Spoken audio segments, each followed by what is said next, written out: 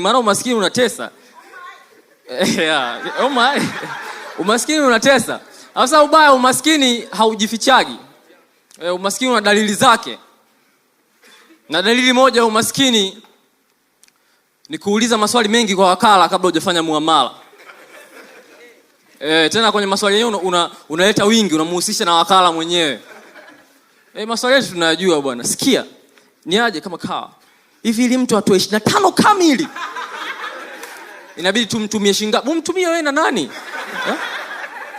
Nitoe kwenye umaskini wako.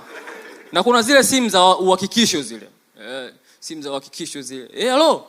Umeiona? Angalia kabla sijatoka kwa wakala. Maskini ndo tabia zetu hizo. Ila simu ya sponsor, simu ya uhakikisho ya sponsor anayopiga ni tofauti na simu ya kijana mchakalikaji. Wanakusponsor sana nini? Sponsor simu yake ni simple. Hello. Nimekuwekea 300 hapo, uenjoy weekend kidogo na marafiki zako. Simple. Ila kijana mchakalikaji simu yake inapigwa na tahadhari juu. Kwamba hello, nimetuma buku la vocha hapo, umeliona? Nimeliona. Sasa wewe washa data kabla hujajiunga. Udandie mtumbu wa vibweni. Piga tahadhari pale juu. Kuna kama umaskini kingine kutoa hela kabla hujafika kwa wakala. Hasa ukitoa buku. Unatolea nyumbani? Kwa uliye mzoea hilo. Unatolea nyumbani ukifika, check message hapo. Ndio hiyo toa buku. Jina langu ulijui? Wataka wewe.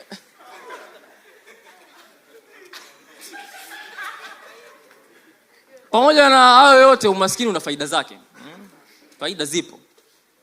Na faida moja ni umaskini unaleta subra.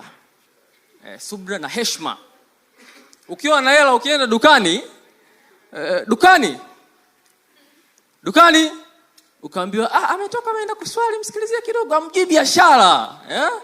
Ampo serious na biashara, bora mrudi kijijini. Unatoka unaenda duka lingine.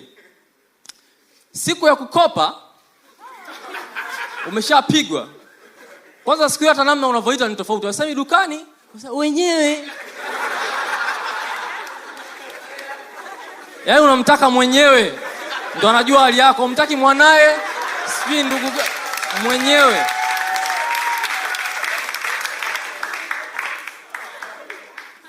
Unaambiwa na swali msikilizie kidogo.